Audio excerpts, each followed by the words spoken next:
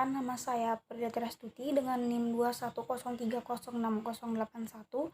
Saya dari Prodi Peternakan, Fakultas Pertanian, Universitas Sumatera Utara. Nah, di sini saya akan menjawab beberapa pertanyaan dari praktikum biokimia dengan dosen pengampu Ibu Tati Widianasari, SPTMP. Nah, yang pertama itu ada jelaskan 3 sistem kondensasi pada tubuh. Nah, yang pertama itu sistem dapur darah. Larutan dapar atau larutan penyangga itu merupakan larutan yang mengandung campuran asam lemak dan basa konjugatnya atau sebaliknya. Secara alami, sistem dapar bikarbonat itu digunakan untuk mengatur pH.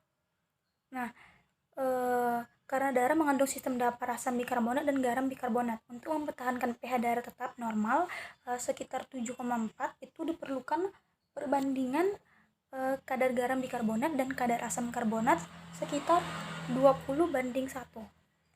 Nah, yang kedua itu ada sistem respirasi.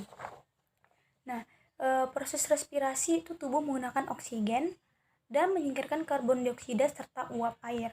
Nah, melibatkan pemasukan CO2 dan pelepasan CO2 dari alveolus ke jaringan. Nah, transportasi CO2 dari jaringan ke alveolus ini ditentukan oleh proses difusi udara, tekanan parsial gas dalam udara pernapasan atau PO2 dan PCO2.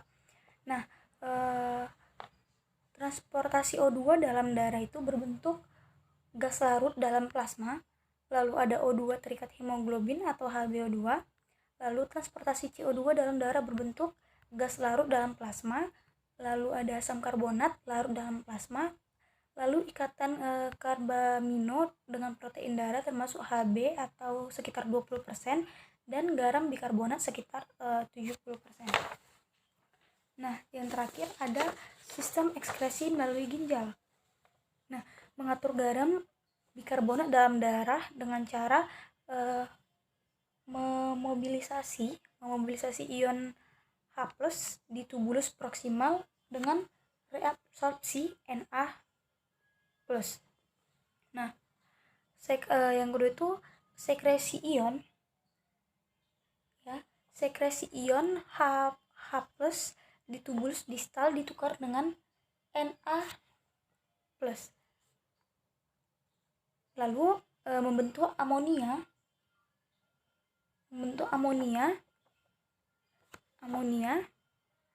di tubulus distal menggantikan Na+ yang terpakai untuk nomor 2. Nah, selanjutnya ada pertanyaan selanjutnya, jelaskan secara singkat proses metabolisme air dalam ternak. Nah, sistem metabolisme air dalam ternak ini yang pertama, air yang diminum ternak masuk ke dalam mulut menuju saluran pencernaan. Lalu yang kedua, air masuk melalui pembuluh kapiler ke dalam darah yang akan dialirkan ke seluruh tubuh ternak. Lalu yang ketiga, setelah itu tahap ketiga, air membantu jantung untuk memompa ke seluruh tubuh. Nah, saat air ini sampai di paru-paru ternak, akan terjadi pertukaran oksigen dan karbon dioksida. Proses selanjutnya yaitu terjadi pada organ hati ternak. Nah, pada tahap ini air akan membantu proses metabolisme karbohidrat, lemak dan protein. Lalu proses yang terakhir itu air menuju ginjal ternak. Nah, pada tahap ini air membantu ginjal pada ternak dalam proses penyaringan zat sisa untuk dikeluarkan bersama air seni atau urin ternak tersebut. Nah, pertanyaan ketiga yaitu jelaskan dari mana asal sumber air pada tubuh ternak.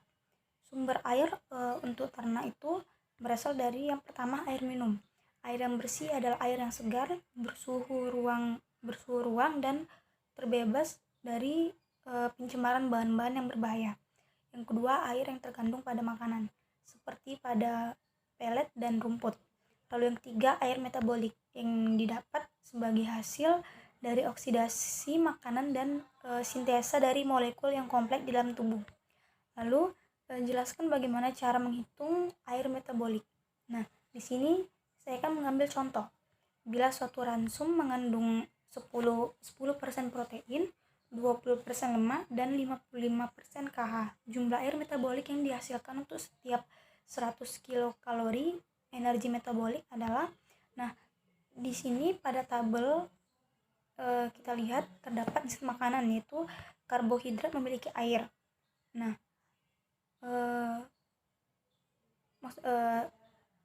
maksudnya pada tabel terdapat zat makanan, yaitu karbohidrat memiliki air metabolik hasil oksidasinya sebesar 60 gram, rata-rata kalorinya itu sebesar 400 kilokalori, dan air metabolik per 100 kilokalori. Energi metabolismenya itu sebesar 15. Nah, selanjutnya proteinnya besar, air metabolisme hasil oksidasi itu sebesar 42 gram. Nah, rata-rata kalorinya itu sebesar 400 kilokalori, dan air metabolik per 100 kilokalori. Energi metabolisme yaitu sebesar 10,5. Dan terakhir ada lemak yang memiliki air metabolik hasil oksidasi yaitu sebesar 100 gram, dan rata-rata kalorinya itu sebesar 900 kilokalori, serta air metabolik per 100 kilokalori itu sebesar 11,1. Nah, cara menghitungnya, jika 10% protein, jadinya 10 gram itu dikali dengan 4, menghasilkan 40 kilokalori.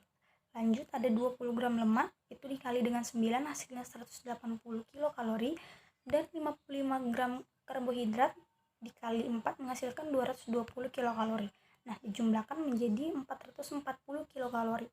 Jadi jika 40 kilokalori itu dapat menghasilkan 40 dikali dengan air metabolik per 100 kilokalori energi metabolis yang berasal dari protein sebesar 10,5, ini dibagi 100 untuk mendapatkan 1 kilokalori, jadinya 40 dikali 0,105 hasilnya itu 4,2 gram.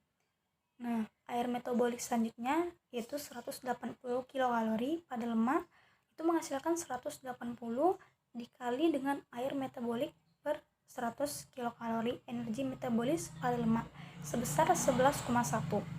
Nah, yang mana itu dibagi dengan 100 untuk mendapatkan 1 kilokalori, jadinya 180 dikali 0,111 hasilnya 19,98 metabolik.